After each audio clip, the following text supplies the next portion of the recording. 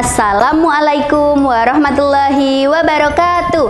Selamat pagi anak-anak, berjumpa lagi dengan kakak Ifah Wardani.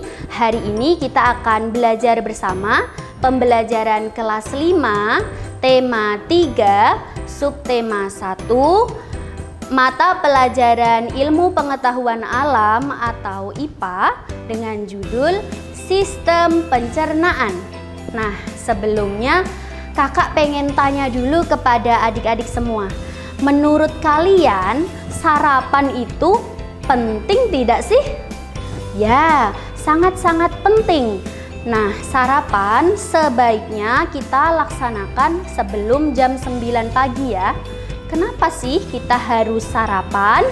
Karena ketika sarapan kita memasukkan makanan, lalu makanan itu akan diproses oleh tubuh kita dan menjadi sumber energi. Nah, lalu apa manfaatnya energi di dalam tubuh kita itu? Dengan energi yang ada di dalam tubuh kita bisa melaksanakan kegiatan sehari-hari. Misalnya kalian main bola atau kalian bermain dengan teman lari-larian. Itu kan membutuhkan energi juga. Maka kalian harus sarapan dulu ya sebelum melakukan aktivitas apapun. Nah, ketika sarapan baiknya kalian memakan makanan yang sehat dan bergizi. Sering disebut dengan makanan 4 sehat, 5 sempurna. Kandungan apa saja yang ada di makanan 4 sehat 5 sempurna itu? Yang pertama adalah karbohidrat. Selanjutnya ada protein. Yang ketiga ada lemak. Yang keempat ada mineral.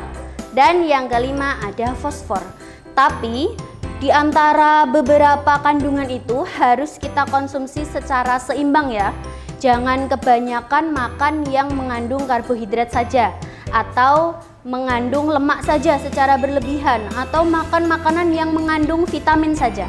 Semua harus dikonsumsi secara seimbang karena yang berlebihan itu tidak baik ya. Nah, lalu salah satu penyempurna makanan sehat itu adalah susu. Siapa di antara adik-adik semua yang suka sekali minum susu? Ya, kakak tahu pasti kalian suka banget minum susu. Nah, ada susu coklat, ada susu putih. Salah satu hewan penghasil susu adalah sapi. Siapa yang di sini sering melihat sapi di sekitar rumahnya? Ya, banyak kan sapi di sekitar rumah kalian? Sapi itu disebut sebagai hewan ruminansia. Siapa yang tahu pengertian apa itu hewan ruminansia? Coba kalian ingat-ingat lagi. Nah, benar, hewan ruminansia adalah hewan mamalia yang biasa memakan zat itu sebanyak 2 kali. Hewan ruminansia itu sering disebut juga hewan memamah biak. Selain sapi, apalagi ya contohnya? Ada domba, ada rusa, ada kambing. Nah, mereka itu termasuk ke dalam hewan memamah biak. Lalu, sistem pencernaan yang ada di hewan ruminansia itu mereka lebih kompleks daripada hewan yang lain loh. Contohnya tadi adalah sapi. Di dalam perut sapi itu terdapat 4 bagian sistem pencernaan yang sangat penting. Yang pertama itu adalah rumen. Yang kedua adalah retikulum. Yang ketiga adalah omasum. Dan yang keempat adalah abomasum. Nah, kita bahas yang pertama dulu ya. Tadi ada apa? Ya, rumen. Rumen tadi adalah tempat pencernaan dengan bantuan bakteri.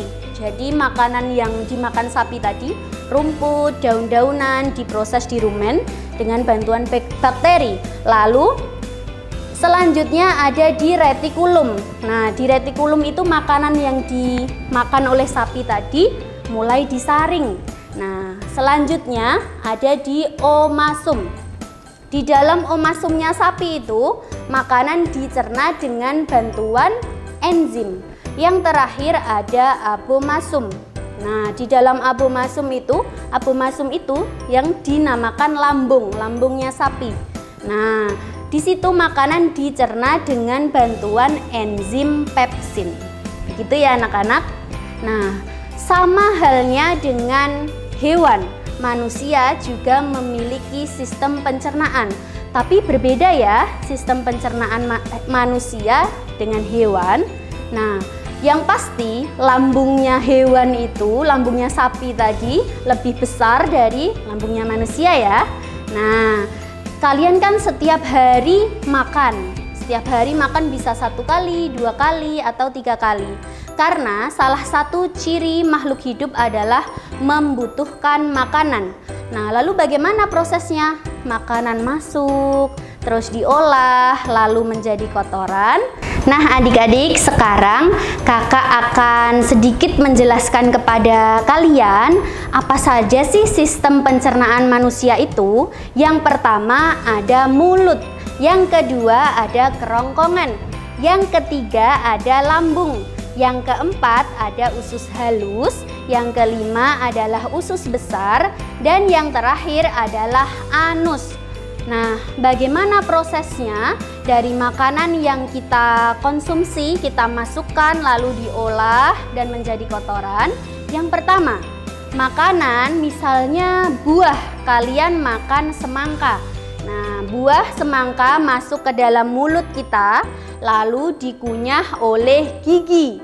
Nah, misal gigi kalian sedang sakit nih, atau gigi kalian ada yang ompong, berarti pencernaan kalian ada yang terganggu satu, yaitu di bagian gigi. Nah, setelah masuk ke mulut tadi dikunyah oleh gigi, lalu ditelan oleh kerongkongan. Setelah ditelan oleh kerongkongan, lalu masuk ke dalam lambung kita.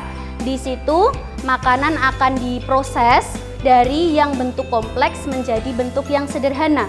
Pemrosesan makanan itu dibantu oleh enzim. Setelah diproses tadi makanannya, maka makanan itu tadi akan disaring di usus halus. Setelah dari usus halus akan lanjut lagi ke usus besar, dan yang terakhir makanan itu tadi akan diproses lagi, disaring kembali, dicari sari-sari makanannya.